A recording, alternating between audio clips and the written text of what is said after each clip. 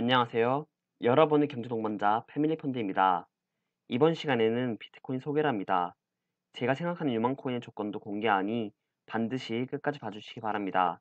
시청하시기 전에 구독, 좋아요, 알림 설정까지 부탁드립니다. 비트코인 사기인가 아닌가? 이번 챕터에서 비관론과 옹호론을 모두 소개합니다. 닥터둠 루비니 교수는 비트코인이 확장 가능성, 안정성, 탈중앙화가 없다며 화폐가 아니라고 했습니다. 중앙은행 디지털 화폐가 발행되면 민간 코인은 설 자리가 없다고도 했습니다. 그러나 폴트 존스는 인플레이션 해지 수단으로 자산 중 1에서 2%를 투자했습니다. 가치 저장 능력을 수치했는데 금에 비해 저평가되었다는 것입니다. 그의 인터뷰 후 비트코인은 전고점을 갱신했습니다. JP모건도 비트코인을 금과 비교했고 4.6배 상승 여력이 있다고 했습니다. 그들은 장기적으로 14만 6천 달러까지 오를 것이라고 했습니다. 하워드 막스 등도 인플레이션 해지 수단으로 투자 중입니다. 일론 머스크는 최근 비트코인을 지지했습니다. 작년에는 3억 5천만 명이 사용하는 세계 최대 간편 결제 사업자인 페이팔이 비트코인 결제 허용 정책을 발표했습니다. 페이팔의 정책 변화는 시장에 아주 큰 파장을 일으켰습니다. 비트코인 무엇인가? 이번 챕터에서 비트코인이 무엇이길래 전 세계가 떠들썩한지 알아봅니다. 비트코인은 2009년 사토시 나카모토에 의해 발행되었습니다. 그는 2008년 금융위기에 중앙은행이 통화가치를 떨어뜨려 구제금융한 것을 비판하며 비트코인을 만들었습니다. 비트코인의 특징으로는 탈중앙화, 희소성, 보안성이 있습니다. 중앙은행이 통화가치를 떨어뜨려 구제금융한 것에 불만을 가져 만들었기 때문에 중앙기관이 필요 없습니다. 인플레이션 해지 수단으로 투자가 이뤄지는 것은 국가 화폐와 달리 최대 발행량이 한정된 희소성 때문입니다. 마지막으로 네트워크의 과반수 이상을 차지하지 않으면 가짜 생성될 수 없다는 보안성을 자랑합니다. 이 보안성은 정말 큰 장점으로 비트코인을 사용 안 해도 블록체인은 이용해야 한다는 말이 나온 이유 중 하나입니다. 비트코인은 세 개의 이름이 있습니다. 가장 대중화된 용어가 가상화폐인데 가상이라는 단어가 가짜라는 의미를 가져 반발이 있습니다. 이 때문에 암호화폐라고 부르기도 합니다. 이들 모두 결제 중점 단어라면 암호자산은 화폐가 아닌 금 등의 자산으로 봐야 한다는 의미입니다. 왜 명칭에 대한 논의를 할까요? 이는 화폐로 보면 국가 고유 권한인 화폐 발권력과 충돌하기 때문입니다. 그러나 자산 관점으로 보면 화폐 발권력과 충돌하지 않습니다. 게다가 변동성이 커서 화폐가 아니라고 하지만 금융자산으로 보면 수용이 가능합니다. 가상화폐는 비트코인, 메이저 알트코인, 알트코인으로 나뉩니다. 비트코인이 오르지 못하면 알트코인은 상승의 한계가 있습니다. 지금껏 트레이드 투자자들이 주를 이룬 이유도 비트코인이 오르지 못했기 때문입니다. 메이저 알트코인은 인지도와 시가총액이 높아서 웬만한 세력이 다루지 못합니다. 마지막으로 알트코인은 시가총액이 낮아서 변동성이 큽니다. 하이 리스크, 하이 리턴입니다. 메이저 알트코인에 이더리움, 라이트코인 등이 있지만 이더리움 대표적이라 오늘은 이더리움만 소개합니다. 이더리움 창시자는 비탈릭 부테린입니다. 이더리움은 프로그램 조건이 충족되면 자동 계약이 실행되는 스마트 컨트랙트 기능 등의 실용적인 기능들이 있습니다. 무엇보다 알트코인 ICO에 비트코인과 함께 사용될 정도의 위상을 인정받습니다. 비트코인 왜 상승하나? 그렇다면 비트코인은 왜 상승할까요? 저는 세 가지 이유로 비트코인이 상승한다고 봅니다. 우선 비트코인은 4년 주기로 채굴 보상이 줄어듭니다. 반감기마다 가격이 상승했습니다. 마침 작년 5월이 세 번째 반감기였습니다. 두 번째로 비트코인은 국가화폐 불신으로 창조되었습니다. 양적 완화에 반대한 것입니다. 그런데 이번에 전 세계가 역대급 양적 완화를 하고 있습니다. 즉, 비트코인이 태어난 이유와 지금 상황이 퍼즐처럼 들어맞았다는 것입니다. 마지막으로 인플레이션 해지를 위해 기관 투자가들이 유입되고 있습니다. 이에 시장 성숙이 앞당겨졌고 사기라고 하던 사람들의 생각이 달라지고 있습니다. 옆집 사람이 돈을 벌 때는 도박이라고 하지만 50조 원을 운용하는 폴 튜터 존스가 투자를 하니 생각이 달라지는 것입니다. 비트코인 어떻게 봐야 하나? 그렇다면 암호화폐를 어떻게 봐야 할까요? 세 관점으로 나눌 수 있습니다. 금, 은 등의 금융자산 관점, 화폐 관점, 블록체인 특성을 보는 기술 관점입니다.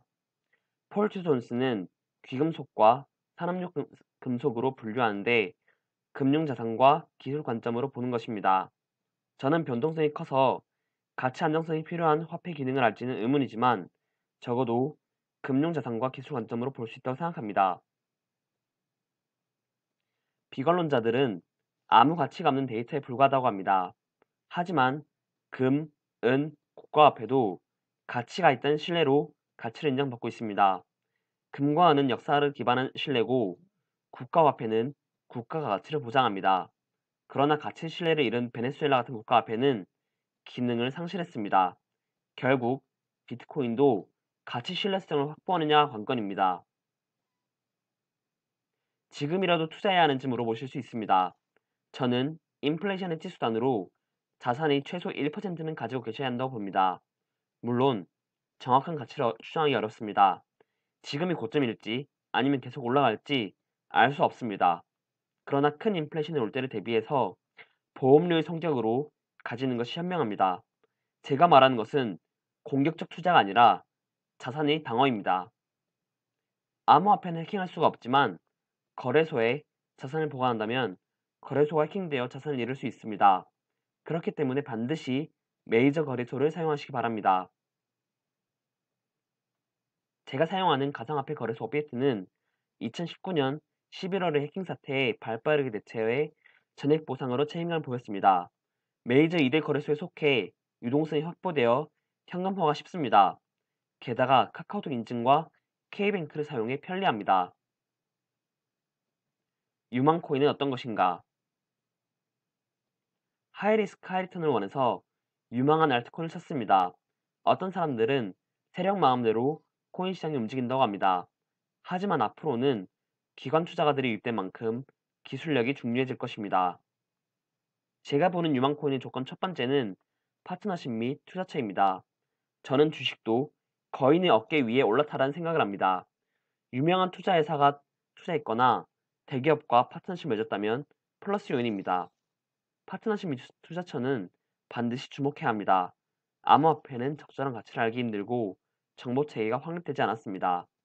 그래서 저는 대기업과의 파트너십, 투자 관계를 열심히 봅니다. 참고로 우리나라의 유명 투자 기업으로 해시드가 있습니다.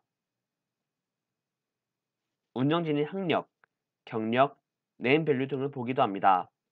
운영진의 타락도 종종 보이기에 이 점도 중요합니다.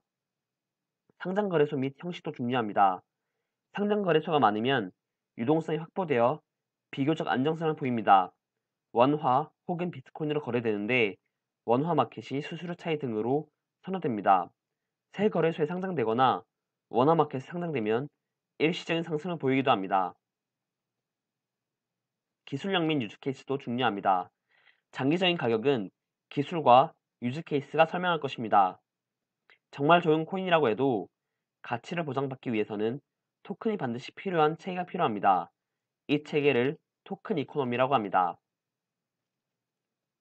비트코인 이 이슈만큼은 마지막 챕터에서는 중요한 이슈를 다룹니다. 중앙은행들은 디지털 화폐 연구를 시작했습니다. 화폐 이동 데이터를 정책으로 활용할 수 있어 국익이 크기 때문입니다. 미국, 중국, 일본, 프랑스, 스위스 등 선진국 외에도 동남아 국가들도 활발히 연구 중입니다. 하지만 프라이버시를 침해할 우려가 있습니다.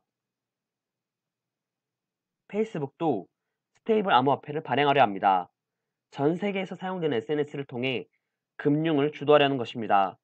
이런 행동에 중앙은행들은 통화주권 침해를 걱정하고 있습니다. 이에 페이스북은 리브라를 DM으로 개명하며 규제 협력 의사를 밝혔습니다. 전통 금융권도 암호화폐를 품으려고 있습니다. 디지털 자산 커스터디란 보관 관리를 해주는 대신 운용 이익과 보안 수수료 등을 얻는 것입니다.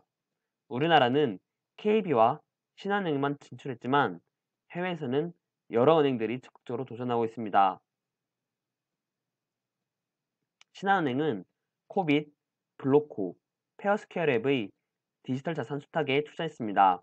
국민은행도 해치랩스, 해시드와 공동으로 한국 디지털 에셋을 설립해 기업 대상 커스터디 사업을 하겠다고 밝혔습니다. 그러나 아쉽게도 규제 예측이 어려워 다른 은행들의 도전은 미미합니다. 시파이는 중앙화 금융 서비스로 은행처럼 암호화폐를 예치, 대출해주는 등의 사업입니다. 암호화폐 거래소들이 주도해서 사용자 친화적인 서비스와 쉬운 접근성을 자랑합니다. 하지만 신원 확인이 필요하고 이자와 예치 기간을 암호화폐 거래소에서 설정합니다. 해외에서는 시파이를 유망한 미래 금융 산업으로 보고 있습니다. 디파이는 탈중앙화 금융 서비스입니다. 중앙화 기간 없이 블록체인 스마트 컨트랙트를 통해 거래해서 신원 확인 등 복잡한 과정은 없지만 책임은 개인에게 있습니다. 또한 유동성 부족, 스마트 컨트랙트의 오류 가능성, 서비스 속도 문제 등이 나타날 수 있습니다. 이 외에도 그레이스케일, 테더, 리플 이슈 등 정말 많은 이슈들이 있지만 시간상의 이유로 여기까지 소개드립니다. 거시경제나 시장 분석 영상의 반응이 저조해서 계속 다룰 수 있을지 모르겠지만 반응이 좋으면 제가 생각하는 유망한 코인들을 소개하고 다른 이슈들도 다뤄보고 싶습니다.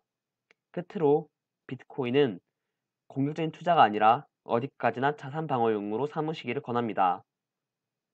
이번 영상이 좋으셨다면 다음 영상을 놓치지 않기 위해 구독, 좋아요, 알림 설정까지 부탁드립니다. 오늘 영상 같은 경우에는 궁금하신 코인도 물어보시면 검토하고 다뤄보겠습니다. 여러분의 구독은 채널 운영에 정말 큰 힘이 됩니다. 감사합니다.